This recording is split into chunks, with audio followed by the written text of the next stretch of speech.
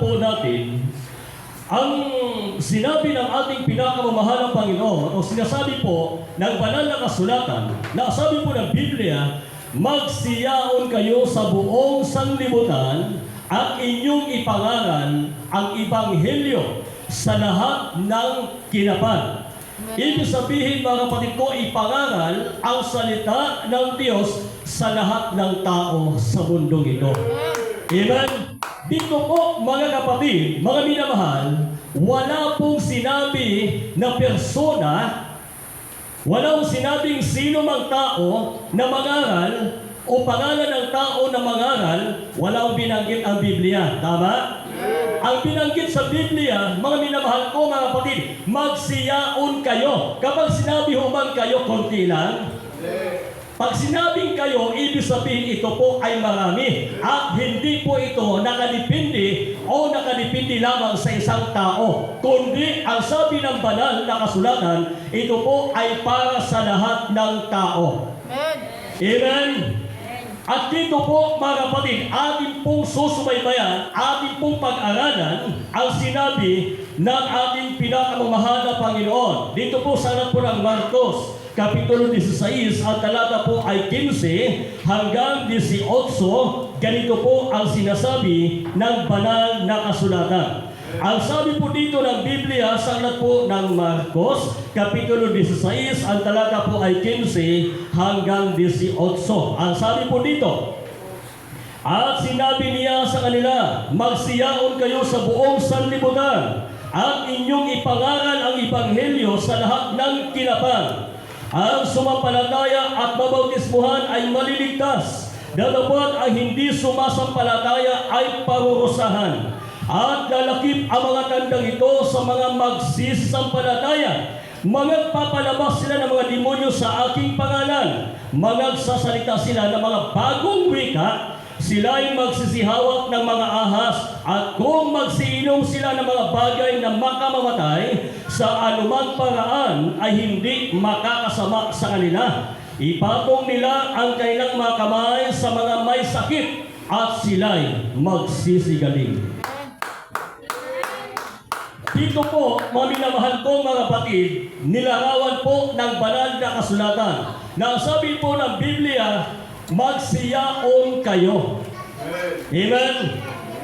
Magsiyaon kayo sa buong sanlibutan. Pero sa panahon po natin, mga minamahal ko, mga kapatid, di ba marami hong mga nagpapakilala na sila yung nasa katotohanan, nasa kanila lang yung himala, nasa kanila lang yung kagalingan, nasa kanila lang yung pagbabago. Sa banal na kasulatan, mga kapatid, wala hong binanggit na simbahan. Amen? Amen? Walang binanggit na pangalan ng leader ng relihiyon. Sa panahon po natin ngayon, mga minamahal kong mga kapatid, sa banal na kasulatan, lahat po tayo, mga kapatid, ay nakabase lamang sa Biblia at hindi sa gawa-gawa ng tao. Marami kasi sa atin, umaasa lang, mga kapatid ko, sa leader. Di ba ano sabi ng Biblia? Sumpain ang taong tumitiwala sa kanyang kapwa. Marami sa atin, umaasa at nakadepende sa leader. Dapat, kapatid, hindi sa leader ka nakadepende, kundi dapat sa Panginoon. Amen? Hello? Pag tayo po'y nakadepende sa Diyos, mga kapatid ko, isang tiyak na bagay, magagawa mo, matutupad mo, masusunod mo ang kalooban ng Diyos. Kasi sa Diyos ka nakadepende. Di ba marami sa atin, mga minamahal kong kapatid, ito lang ang tanong. Ito lang yung magandang tanong, mga kapatid. Di ba marami sa atin, malimit nagkakasala? Sino dito yung hindi nagkasala? Pasyon pa. Sino dito yung nag-iisip ng hindi maganda? Nakapag-isip ng hindi maganda?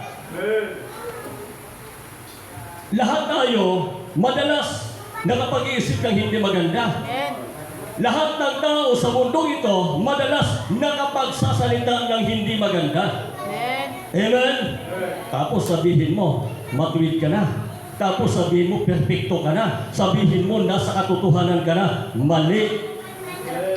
Hanggat namumuhay ka, hanggat nagsasalita ka ng masama against sa iyong kapwa, isang tiyak na bagay.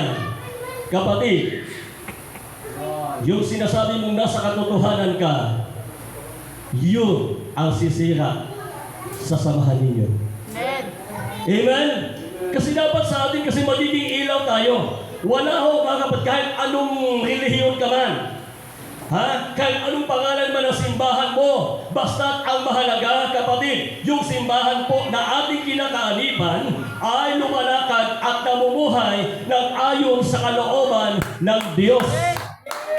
Pero yung simbahan na inaaniban ninyo, mga kapatid, hindi na namumuhay ng ayon sa kalooban ng Diyos, nakadepende na sa leader, nakadepende na sa namumuno. Nako, mapanganib po yan, kapatid. Amen? Sa banal na kasulatan, wala hong leader na tinutukoy ang Biblia, wala hong ibang leader at tinutukoy ang Biblia. Ang sabi ng banal na kasulatan, si Jesus ang daan at ang katotohanan at ang buhay. Sino man ay hindi mapupunta ng langit maliban sa ating pinakamamahal na Panginoon. Wala akong pinanggit. Hindi kayo mapupunta ng langit pag hindi kayo napaalim sa ganitong simbahan. May mababasa ka ba sa Biblia? Wala. Isang napakalaking wala. Kaya mag-aral tayo, mag-study tayo, kapatid. Kung yung ating hupang sinusunod ay nasa Biblia ba? Tama pa ba yung ating pananampalataya? Tama pa ba yung ating paglilingkod sa mahal na Panginoon? Pag yung paglilingkod natin ay nakadepende sa salita ng Diyos, isang tiyang na bagay, tayo po ay nasa tama. Amen? Ang sabi po ng banal na kasulatan, kapatid, minsan po, madalas, may mga nasasabi tayo na hindi ho, mga kapatid, kumbaga minsan kasi, pag sinasabi natin, di ba, ang sabi ho ng Biblia, kapag ikaw may sakit, may karamdaman, ipatong mo ang iyong kamay sa mga may sakit at sila ay gagaling. Ito ho, mga minamahal mga kapatid, ito po ay nakadepende po sa tao. Amen? Hindi naman po masama uminom ka ng gamot. Hindi natin pinagbabawal yun. Subalit, kapatid ko, kung tayo po ay may pananampalataya, nakadepende kasi tayo sa pananampalataya. Amen? Kapag tayo po ay may pananampalataya, umaasa ka sa Diyos, nagtiwala ka sa Diyos, na kayang-kaya kang pagalingin ng Diyos, kahit hindi ka na pumunta ng hospital. Diba? Ilihans mo. Hello? Ilihans mo. Maglihans ka, ilihans mo kasi sabi ng banal na kasulatan, ipapatong nila ang kanilang mga kamay sa mga may sakit at sila ay gagaling. Ito po'y nakadepende sa mga mananampalataya. Pero doon sa mga mananampalataya na hindi pa masyado po yung kanilang pananampalataya, mananalig sa Diyos, mga kapatid ko, so hindi natin sila tawag yan. Hindi natin sila po pwedeng hostgahan. Amen? Bakit? Kasi yung kakayahan ng pananampalataya niya. Pero kung ikaw ay may pananampalataya na kaya kang pagalingin ng Diyos, kaya kang i-bless ng Diyos, kaya kang pagpalain ng Diyos, manampalataya ka sapagkat ang pangako ng Diyos, ikaw ay gagaling. Amen? Minsan sinasabi pa nga dyan sa inyo, kahit nga yata piksa, hindi na magagaling dyan sa inyo. Kapatid, mag-aral ka ng salita ng mahal na Panginoon. Amen? Pumunta ka sa iba't ibang mga simbahan. Marami yung mga simbahan dito sa buong mundo, mga kapatid ko, na nagpapagaling, nagpapalayas ng mga demonyo.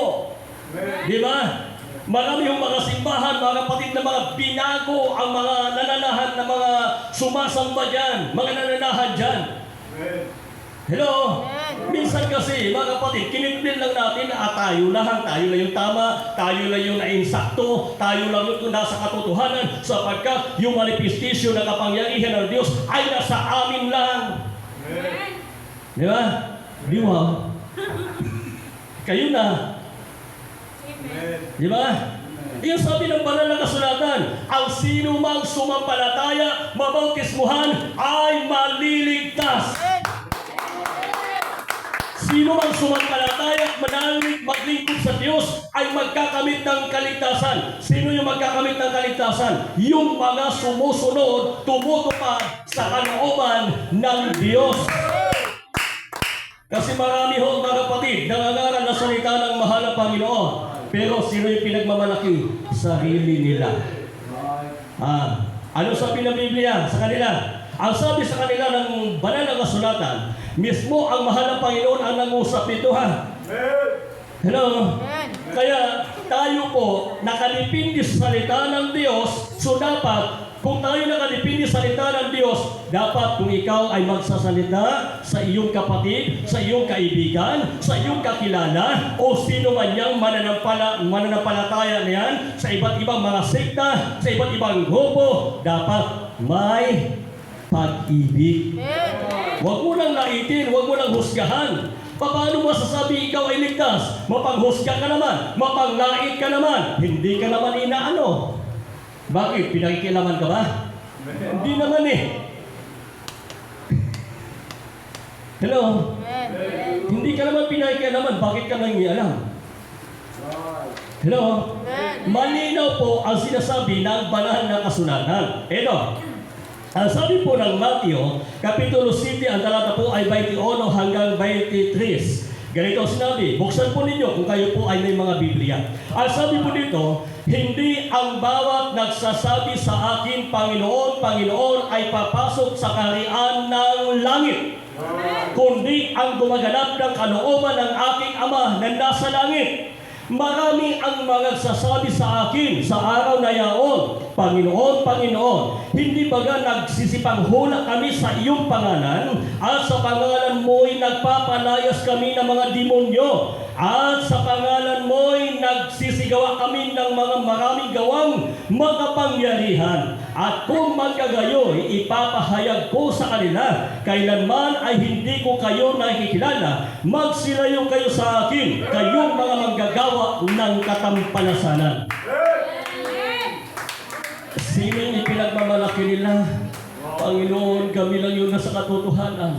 Dito lang sa amin yung kagalingan. Doon sa kanila kahit yung pigsa ay di gagaling sa kanila.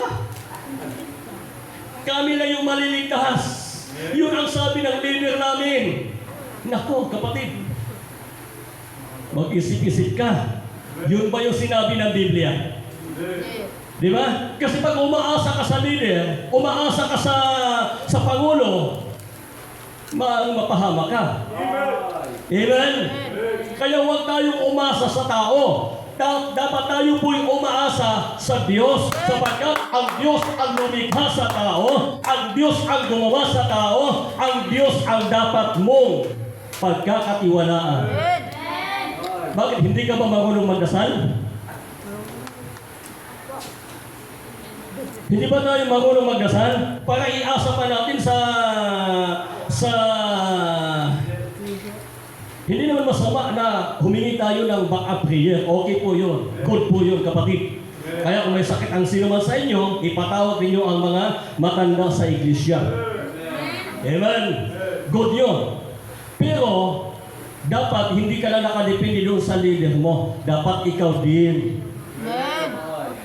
Amen. Ikaw din lalapit ka sa Diyos. Ikaw din hihingi ka sa Diyos. Ikaw din manalangin ka sa Diyos para tulungan ka ng Diyos, gabayan ka ng Diyos, i-bless ka ng Diyos, pagpalain ka ng Diyos, at baguhin ka ng Diyos. Baka hindi ka pa nabago. Kasi yung lumalabas sa bibig mo, puro panlalait eh. Di ba? Yung lumalabas doon sa sinasabi mo, puro paninira eh. Panguhos ka. Hindi ka pa nabago. Naku, magsisi ka. Mapanganib po yan. Yun yung nakakatakot eh. Yung mga nagsasabing sila'y nasa katotohanan, tapos hindi nagbago, pag nagsasalita, mga kapatid talagang ay talo pa yung masasama. Ha? Talo pa yung hindi naglilingkod sa Diyos. Okay pa kayo hindi naglilingkod sa Diyos eh, kasi magalang pa.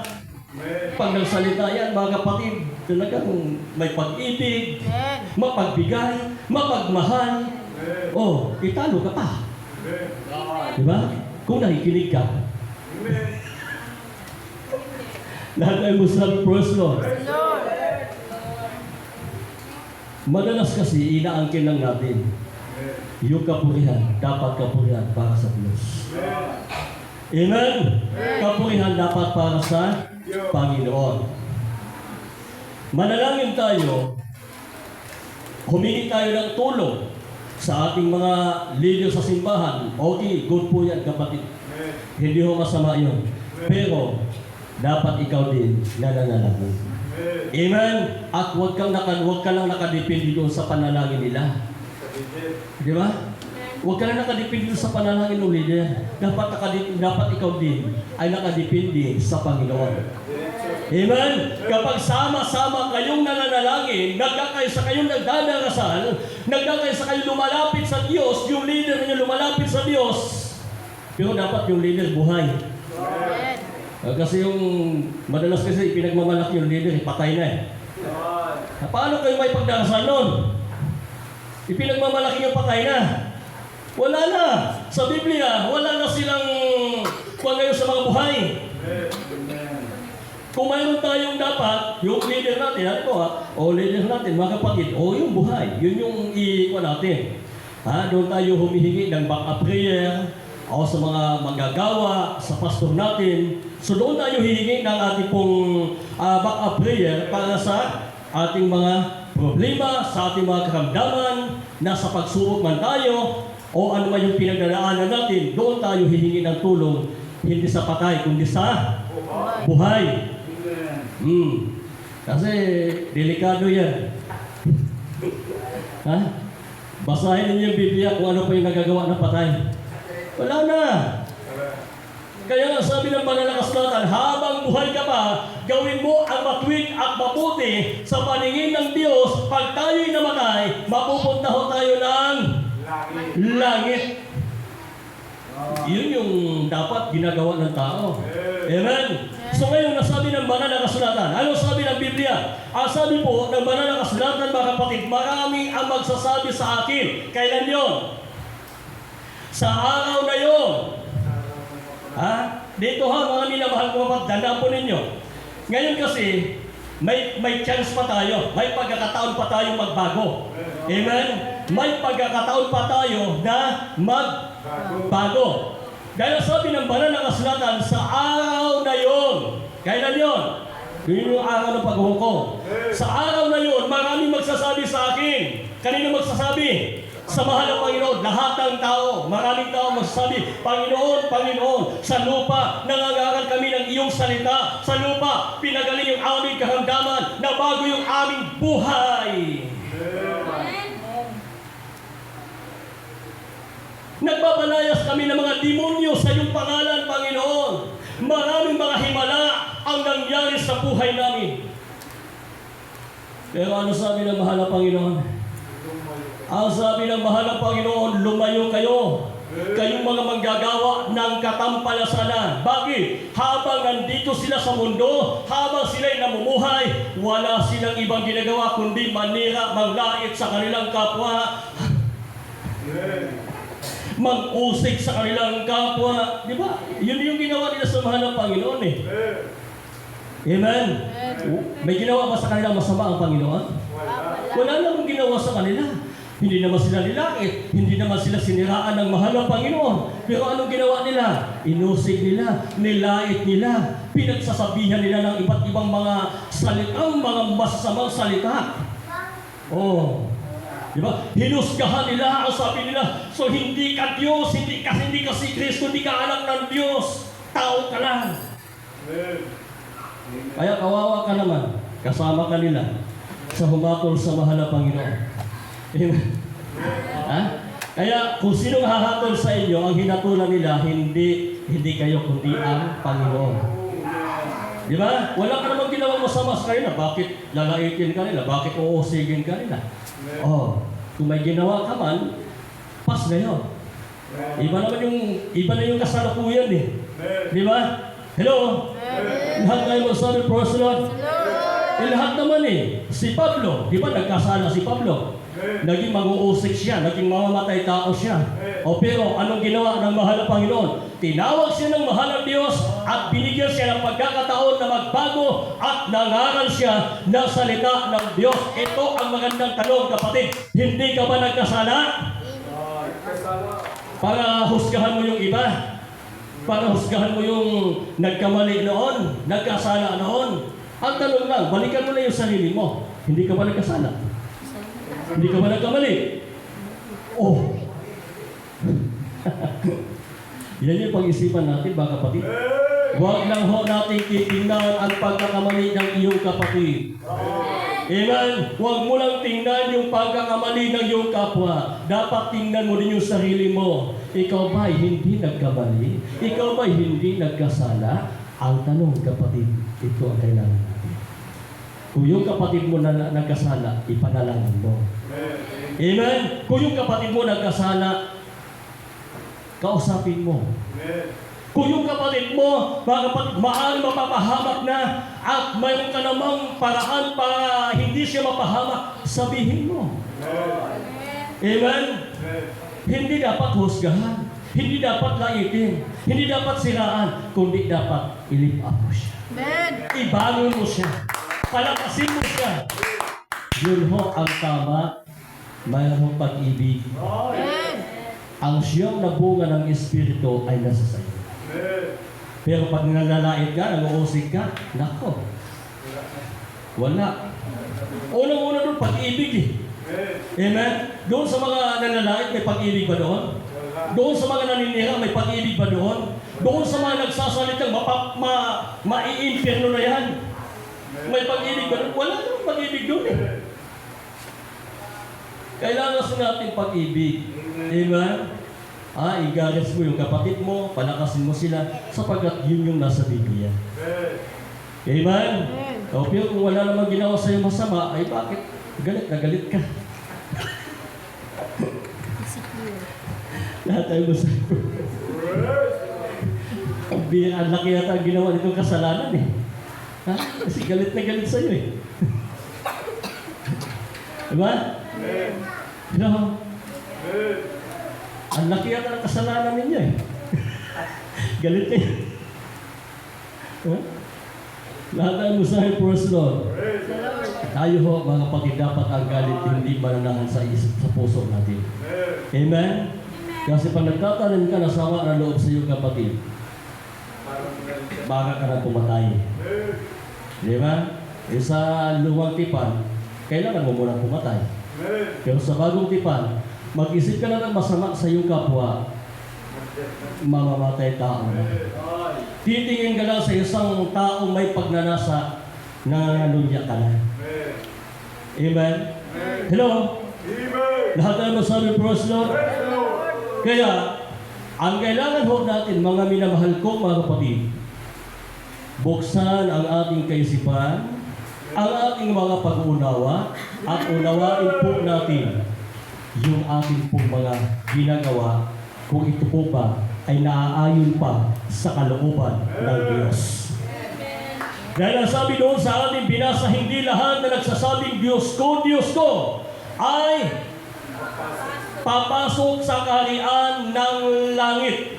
Hindi lahat na nagsasabing kami na sa katotohanan ay papasok ng langit. Hindi lahat na nagsasabing sa amin ay may kagalingan ay papasok ng langit. Hindi lahat na nagsasabi na nangangaral na salita ng Diyos ay papasok ng langit. Hindi lahat, mga kapatid ko, na pinaghimalaan ay papasok ng langit. Sino yung papasok ng langit? Yung gumaganap ng kalooban ng aming Amang nasa langit. Walang poot, walang galit. Malinis ang puso. Sila ang papasok ng langit. Hanggat nananahan ka sa poot, nananahan ka sa galit, wala kang katiyakan at wala kang puwang doon sa langit. Amen? Kaya habang tayo po'y nabubuhay, linisin natin lagi yung puso natin. Yung sinabi ni Haring David, likhaan mo ako, Panginoon, ng isang dalisay na puso. Isang malinis na puso. Bakit? Yun yung nais ng Diyos.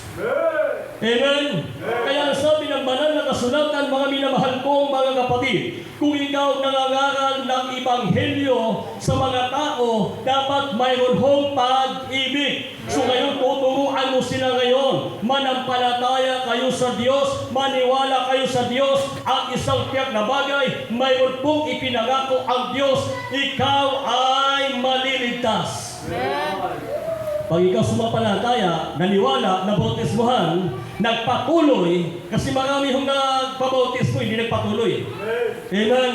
marami hong mga sumampalataya, naniwala sa Diyos, nagpabautismo, nagpatuloy sa paglilingkod sa Diyos at namuhay nang ayon sa kalooban ng Diyos, sila ang maliligtas. Sino yung maliligtas? Yung gumaganap sa kalooban ng Diyos na nagpapatuloy. Amen? Nagpapatuloy sa paglilingkod sa Panginoon. Diba? Sabihin nila, ay lumabas kayo sa totoong gawain. Rebelde na kayo. Ha? Lumabas kayo sa totoong gawain, hindi na kayo maliligtas. Wala nang kaligtasan dyan. Nako, kapatid.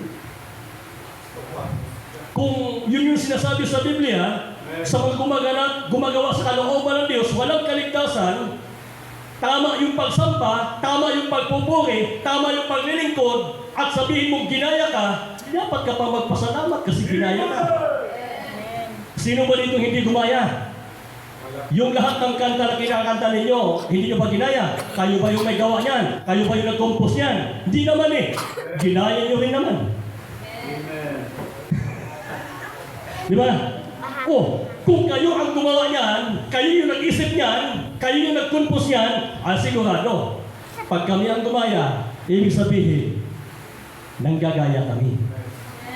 Di ba? Pero, kung hindi naman kayo yung gumawa niyan, hindi kayo yung nag-isip niyan, ibig sabihin din, ginaya nyo rin naman eh. Di ba? Gumaya din naman kayo eh. Okay, may sarili ba kayong Biblia? Kasi kung may sarili kayong Biblia, ibig sabihin, hindi kayo gumaya. Tama? Lahat tayo, marami sa mundong ito, mga kapatid, gumaya. Hindi ho masama ang gumaya, basta tama. Kung gagaya ka na naman sa mali, huwag na. Amen? Magpasalamat ka pa kung ginaya ka. Kasi nga, natutuwa sila nung makita nila yung ginagawa mo. Kasi yun ho ay isa sa mga bagay na kalugod-lugod sa Panginoon. Di ano yung sabihin mo? Amen po na Lord kasi ginaya ako. O di ba? Yun din yung pasalamat ng mga nag-isip ng mga kanta na ginaya ninyo eh. Bakit? Kasi kung hindi nyo ginaya, hindi sila sisikat. Tama? Hindi magbabayaran yung mga kanta nila. Bakit nagbabayaran? Kasi nga, ginaya ninyo. Nako. Mag-isip-isip nga kayo. Wala naman tao, wala naman akong perfecto dito sa mundo eh. Marahil, nakagaya tayo, gumaya tayo, kapatid. Pero, basta tama. Amen? Kung ginaya yung mali, nakutuon ka na dapat magalit. Mali yan! Sasawayin talaga kita.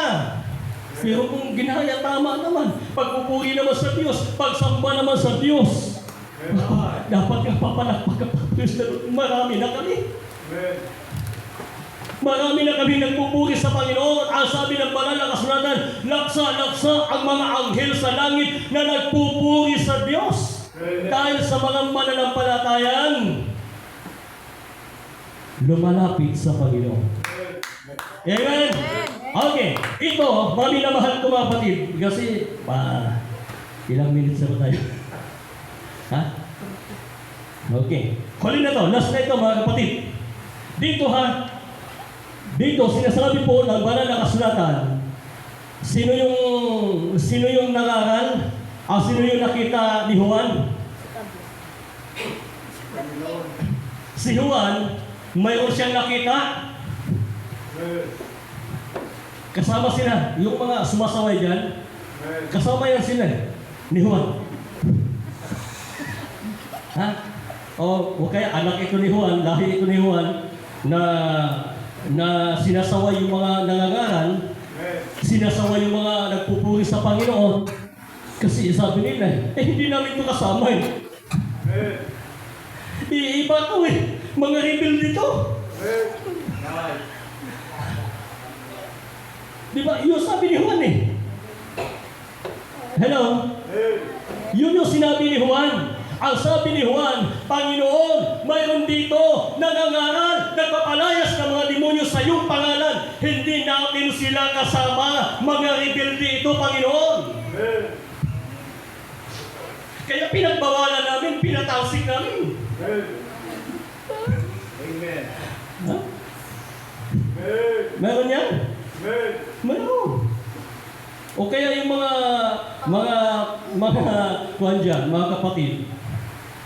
Lahat naman tayo, sino ba dito kasama ng mahal ng Panginoon nung panahon nila? Mayroon po ba? Sa panahon natin ngayon, hello?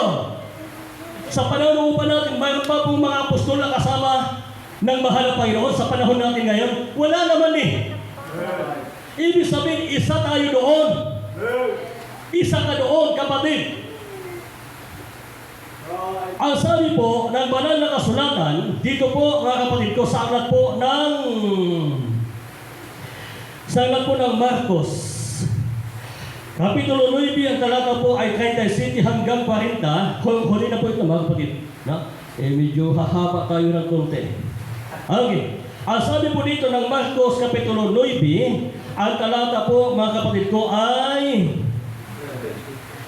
37 hanggang 40. Ang sabi dito, ang sinumang tumanggap sa isa sa mga ganitong maliliit na bata, sa aking pangalan ay ako ang tinatanggap. At ang sinumang tumatanggap sa akin ay hindi ako ang tinatanggap, kundi yaong sa akin nagsugo. Sinabi sa kanya ni Juan, Guro, nakita namin ang isa na nasa sa pangalan mo'y nagpapalabas ng mga demonyo at pinagbawalan namin siya sapagkat hindi sumusunod sa atin. Datapwat sinabi ni Jesus, huwag ninyong pagbawalan siya sapagkat walang taong gumagawa ng mga pangyarihang gawa sa pangalan ko ng pagdakay makapagsasalita ng masama tungkol sa akin, sapagkat ang hindi laban sa atin ay sumasa atin. Hello? Lahat na masabing amen. Ito kasi si Juan. Sa sobra niya kasing gala, sa sobra niyang lakad-lakad, mga minamahal ko mga kapatid, saka sobra niya sa kakapanood sa social media, di ko na alam kung may social media. Ha? Sa sobra niyang kakapanood sa social media, mayroon siyang nakita.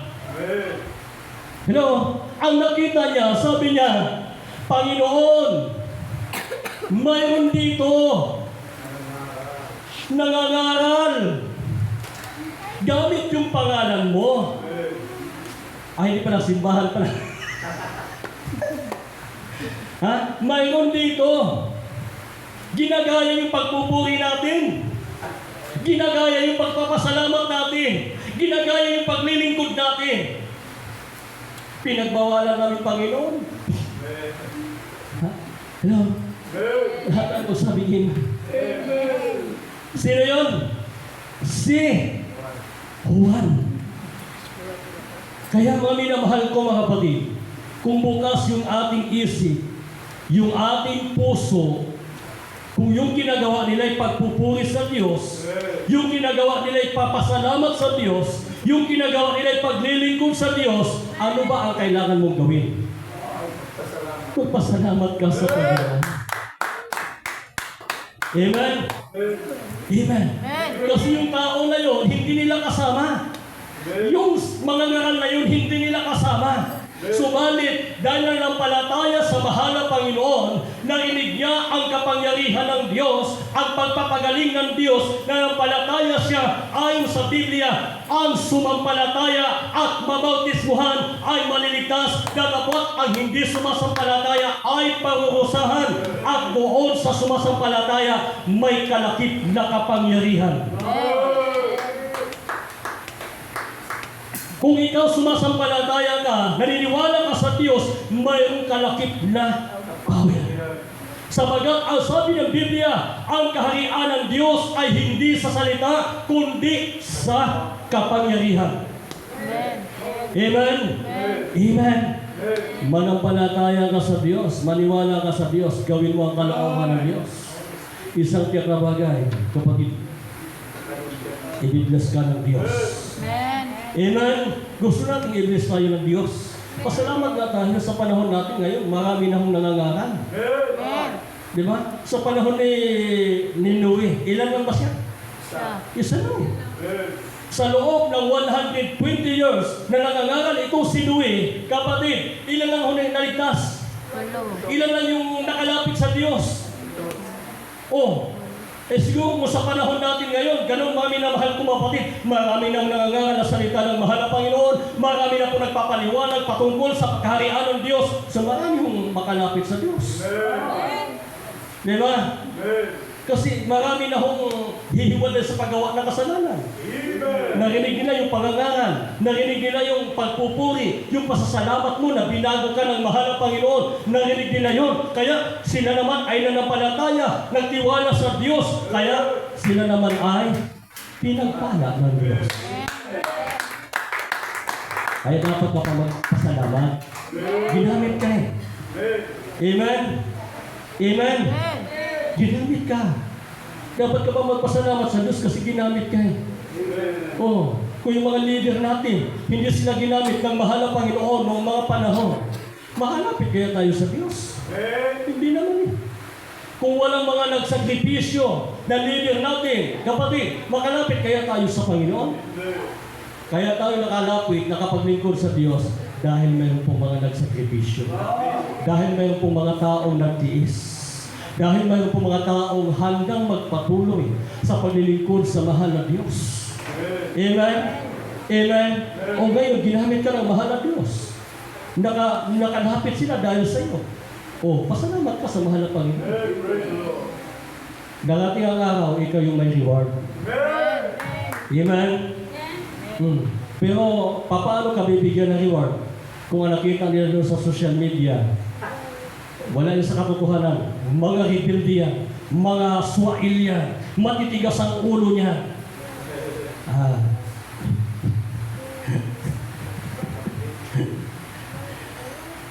Kapatid, hindi ka naging blessing. Hindi ka naging pagpapala. Ikaw ang isa sa naging kasiraan ng iglesia. Di ba gusto natin na gamitin tayo ng Diyos na maging, ano sabi sa banal na kasulatan? Binigyan kayo ng Diyos ng kalayaan at yung kalayaan na ibinigay sa inyo ay gamitin ninyo para sa kapurihan ng Diyos. Paano mapupuri ang Panginoon kung yung sinasabi natin masama? Di ba? Paano maluwalhati ang Diyos? Ang ganda kaya tingnan kapatid na lahat nag-i-amen. Lahat mga kapatid ko talagang nagtataas ng kamay. Lahat mga kapatid ko ay sumasang-ayon. Maganda ang tingnan niyo. Di ba? Di ba? Pero masakit sa mata kapag paglalait na yung mga nandun. Sa halip na yung makabasa ng text mo sa halip na lalakas wala. Lalo tuloy na down. Lalo tuloy ng hina. Gusto mo lumakas yung kapatid mo. Gusto mong maraming makalapit sa mahal na Panginoon, makapagsisi, talikuran ang kailang mga kasalanan. Dapat yung lahat ng sinasabi natin ay pawang mabuti. Nagkakaroon ng lasang asin. Kumbaga, puro biyaya, puro pagpapala, yun yung mga lumalabas sa atin. Amen? Kapag ganun, kapatid, isang tiyak na bagay, may reward ka sa mahal na Panginoon. Lahat tayo sabi niya, amen? Mayroon tayong gantimpala sa Panginoon. Kaya sa gabi ito, kapatid, gusto mong gamitin ka ng Diyos. Kahit saang aspeto man yan na paglilingkod, sa pang-araw-araw mong pamumuhay, maging blessing ka sa kaibigan mo, sa kapitbahay mo, sa mga kakilala mo, sa mga mahal mo sa buhay, maging blessing ka sa kanila, maging pagpapala ka sa kanila. Isang tiyak na bagay, kapatid, kung gumaya man sila, yun ho ay galing sa Panginoon. Amen? Kasi marami sa atin ang ginagaya, madalas yung mga gawaing masama. Pero pag ikaw gumaya ka sa mga gawaing mabuti, yung paglilingkod sa Diyos, pagpupuri sa Diyos, pasasalamat sa Diyos, Hindi masama yun. Amen? Mabuti yan. Kaya ipagpatuloy po natin yan. Kung mayroon tayong dapat ipagpapatuloy, yung mga bagay na mabuti, kalugod-lugod at kapuri-puri. At may tataas ang pangalan ng Diyos. At ang sabi ng banal na kasulatan, magag-ibigan kayo upang makikilala ng mga tao sa mundo na kayo ay aking mga alagad. Amen? Paano ka makikilala ng mananampalataya? Paano ka makikilala ng ikaw ay tagasunod ni Kristo, followers ni Kristo, kung masama yung nakikita sa ating imahe? Diba? Kaya po dapat mabuti, pag-ibig, pagmamahal, malasakit sa ating kapwa, isang tiyak na bagay, pag yan ang nakita sa atin. Kasi nakikita kasi yan, hindi lang isang tao. Ha? Ang nakita niyan buong mundo. Amen? Ang nakikita niyan buong mundo. Kung hindi ka man nakikita ng tao, pero nakikita ka ng Diyos. Amen.